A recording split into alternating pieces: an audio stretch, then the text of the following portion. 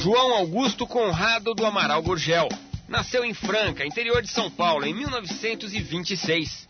Desde pequeno mostrava empreendedorismo, mas foi na faculdade, em seu projeto de conclusão de curso, que ele apresentou a grande ideia de sua vida. Ele levou um projeto de um carro chamado Tião. E naquele dia os professores e os alunos riram da cara dele e o professor vaticinou: Gurgel, aqui aprende uma coisa, no Brasil o carro não se compra, não se fabrica, se compra. As palavras do professor não abalaram o jovem estudante. Gurgel se formou, foi para os Estados Unidos, trabalhou na GM, na Ford, até que... Ele montou uma concessionária da Volkswagen, começou a fazer karts e minicarros aqui no bairro da Saúde, aqui em São Paulo. Então na frente era a concessionária e no fundo ele fabricava os minicarros. E aí tem uma história interessante, porque o Emerson Fittipaldi, o Wilson Fittipaldi, o Carlos Pass começaram a correr nos karts do Gurgel. Gurgel começou a chamar a atenção e do seu relacionamento com Bob Schutz-Wenck, presidente Volkswagen, veio a oportunidade.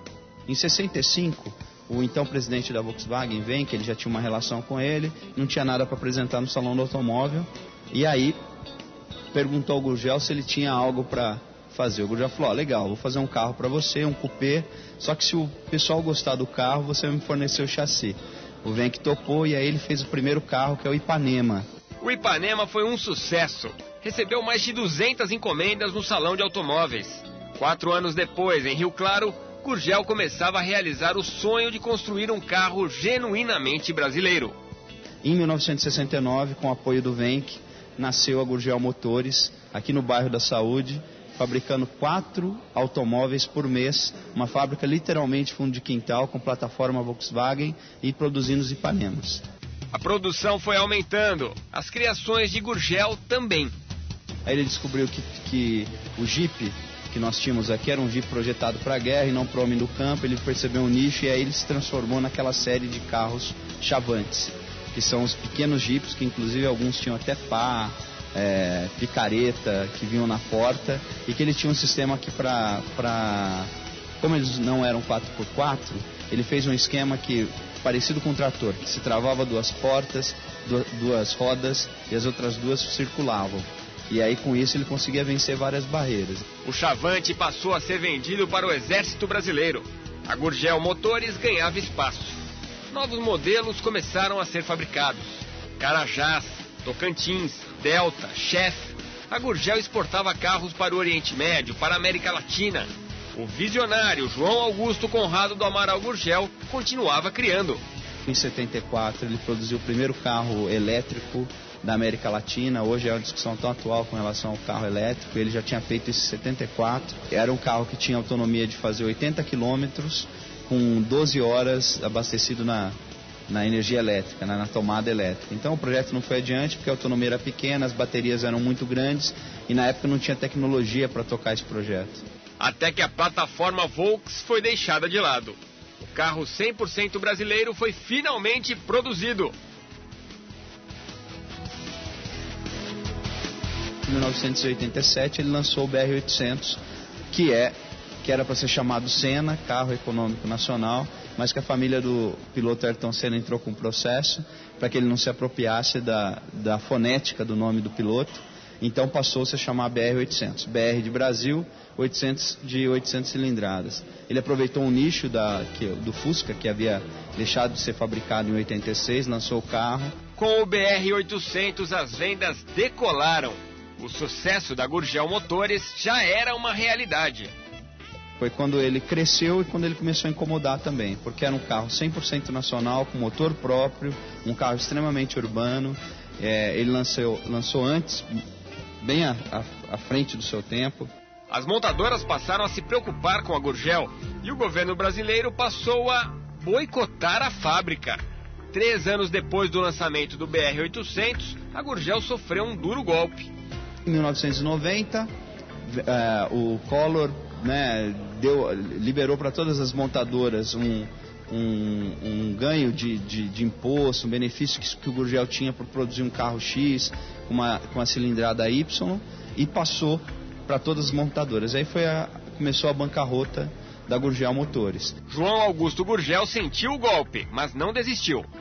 Ele ainda tentou surpreender mais uma vez, surpreendeu com o Moto Machine, que era um carro de 2 lugares, cujo conceito é o mesmo do Smart.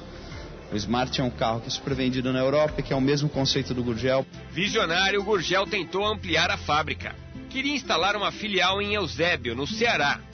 Fez acordo com os governos paulista e cearense, mas uma vez mais parou na burocracia brasileira. Os protocolos não foram cumpridos. E a partir daí, sem aquele dinheiro, sem o dinheiro do BNDES, do governo do estado de São Paulo, do governo do estado de Ceará e do FINEP, ficou inviabilizado o projeto da fábrica, de ampliação da fábrica. Em janeiro de 91, todos os Jeeps e o BR-800 pararam de ser produzidos. Atolada em dívidas e enfraquecida no mercado pela concorrência das transnacionais, a Gurgel pediu concordata em junho de 93. A fábrica chegava ao fim e, pouco depois, o seu mandatário começava a lutar contra o Alzheimer. A dona Carolina até disse que o Alzheimer foi uma maneira que ele conseguiu para sumir, para ficar ausente da bancarrota da fábrica. João Augusto Conrado do Amaral Gurgel faleceu no dia 30 de janeiro de 2009, aos 82 anos. Deixou a esposa, a dona Carolina, e filhos. Deixou também a certeza de que o Brasil poderia ter uma montadora nacional bem-sucedida. Em 25 anos, a Gurgel produziu 40 mil veículos. Poderia ser viabilizado, sim, uma indústria automobilística. Nós tínhamos capacidade intelectual para isso. Nós não tínhamos projeto de país, e daí a gente paga o preço até hoje por não ter uma montadora 100% nacional. Para piorar, a marca foi vendida. Sabe o valor? A marca da Gurgel foi inspirada em 2004. Aí um empresário de Presidente Prudente, o Paulo Emílio Lemos, viu que a marca estava inspirada no INPE, e aí ele adquiriu a marca por R$850. A marca é a Logotipia. E atualmente ele importa triciclos chineses e coloca a logomarca da Gurgel nesses triciclos, né? Nem isso apaga a história brilhante da Gurgel Motores. Nem isso apaga a luta de João Augusto Conrado do Amaral Gurgel, um brasileiro legítimo. Talvez por isso seu sonho tenha sido tão difícil de realizar. A Gurgel Motores não foi adiante porque o Brasil não tinha um projeto de nação. Os brasileiros provavelmente conhecem melhor a história do Che Guevara do que de Zumbi do Palmares, do que de Antônio Conselheiro, do que do Lampião, né? O cara conhece melhor a Revolução Francesa do que a Guerra de Canudos. E com Gurgel não ia ser diferente, né? Merecia mais reconhecimento, sim, pelo trabalho, por tudo que ele desenvolveu, né? Embora o livro é uma tentativa de, pelo menos, fazer com que isso aconteça de alguma maneira.